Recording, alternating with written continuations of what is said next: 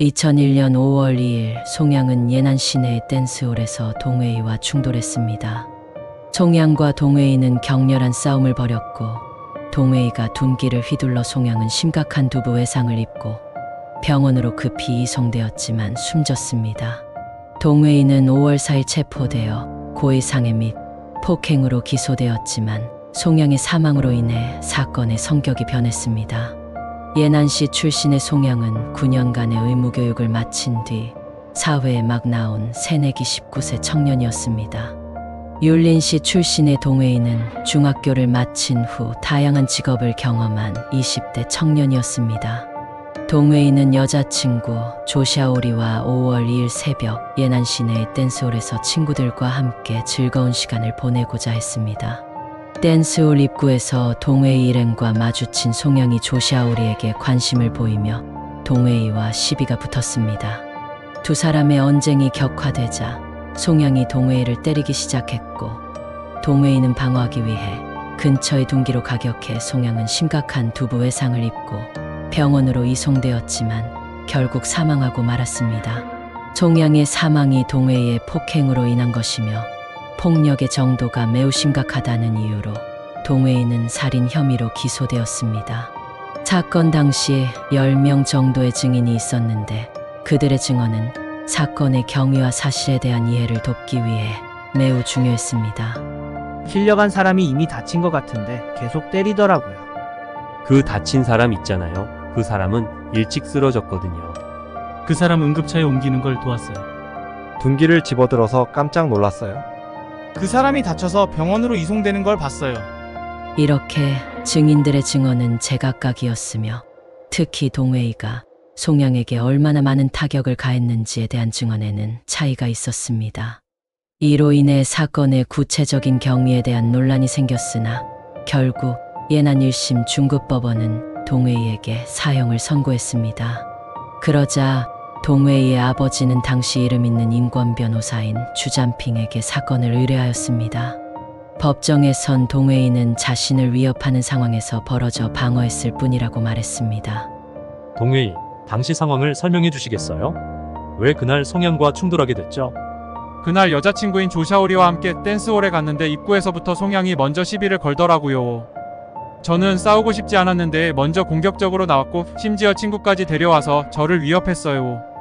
송양이 먼저 공격하려고 했다고 주장하셨는데 그래서 어떻게 대응했나요? 처음에는 피하려고 했는데 계속 위협하니까 어쩔 수 없이 싸운 거지 제가 먼저 공격하지는 않았어요. 그러니까 송양이 먼저 당신을 공격하려고 했고 당신은 방어하기 위해 대응했다는 거죠? 네, 맞아요. 저는 제 자신을 보호해야 했어요. 증거에 따르면 송양이 먼저 공격했다는 확실한 증거는 없습니다. 또한 목격자들의 증언도 당신의 주장과 일치하지 않아요. 동웨이, 당신이 먼저 송양을 공격한 건 아닌가요? 아니요, 제가 먼저 공격한 게 아니에요. 그쪽에서 저를 먼저 위협했고 저는 방어한 거예요. 하지만 증인들은 송양이 먼저 공격하지 않았다고 증언했는데 어떻게 설명하시겠습니까?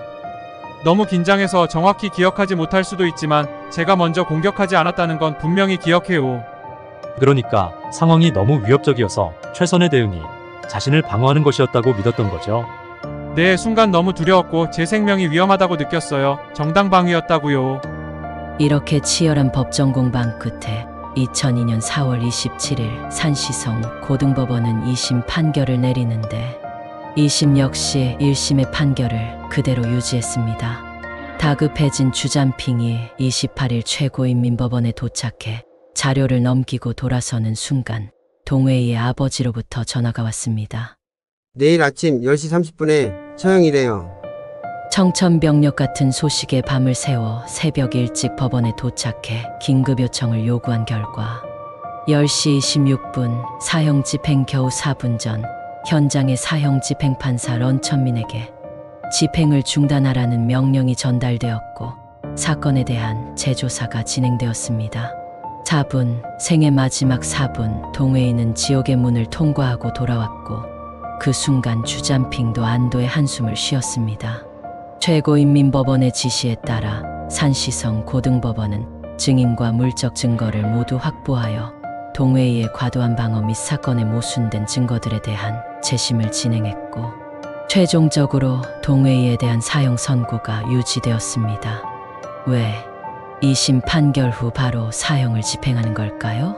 그리고 왜 집단 폭행에 맞선 정당방어라는 동웨이의 진술은 받아들여지지 않았을까요? 중국은 일반적으로 형사사건에 대해 2심제를 채택하고 있습니다. 또한 법정에서 제시된 증거와 목격자들의 증언은 동웨이가 송영을 과도하게 폭행하여 그의 사망을 초래한 것이라고 판단되었을 뿐, 친구와 함께 동웨이를 위협했다는 사실 및 정당방위였다는 그들의 방어 논리가 결국 받아들여지지 않았습니다. 구독, 좋아요, 알림 설정은 행복합니다.